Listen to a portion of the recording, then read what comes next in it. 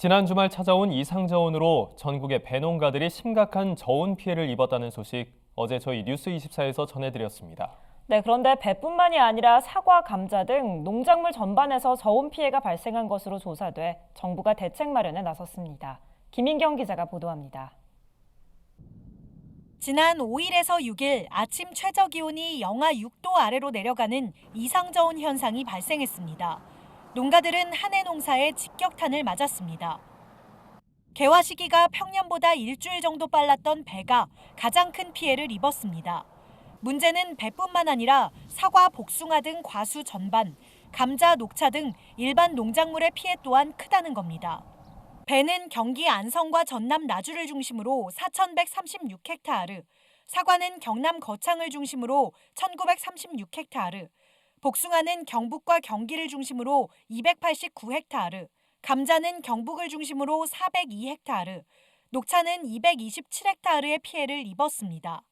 6일 날도 또 오고 이랬거든요. 그러다 보니 또 이후에 또 신고가 들어오고 뭐 하여튼 그런 상황이라 감자 쪽이 고령하고 구미.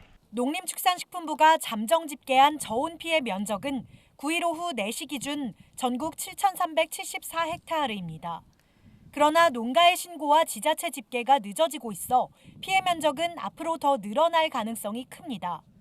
엎친 데 덮친 격으로 9일 새벽에는 충북과 전북, 경북 일부 지역에서 수온주가 또 한 번 영하를 기록해 추가 저온 피해가 발생할 것으로 우려됩니다. 전문가들 또한 과수는 열매가 달린 이후에야 제대로 된 피해 면적 계산이 가능한 데다 5월까지 꽃샘 추위가 찾아올 가능성이 있어 기상에 따라 추가 피해가 생길 수 있다고 우려했습니다.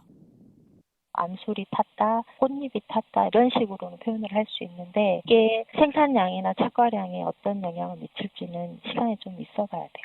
꽃이 아예 이제 덜 펴서 꽃망울이나 아니면 꽃봉오리 상태에서 이제 돼버리면 인공 수분할 수 있는 꽃이 없어지는 거죠. 그렇게 되면 피해율이 또 올라가는 거고. 정부는 대책 마련에 분주합니다. 농식품부는 전국적인 피해 면적을 정밀 집계하는 한편 6월 초까지 재해복구비를 지원할 수 있도록 준비하고 있습니다. 재해복구비는 한 시군에서 50헥타르 이상의 피해를 입었을 경우 또는 맞닿아 있는 연접시군의 피해 면적이 50헥타르를 넘을 경우 지급이 가능합니다.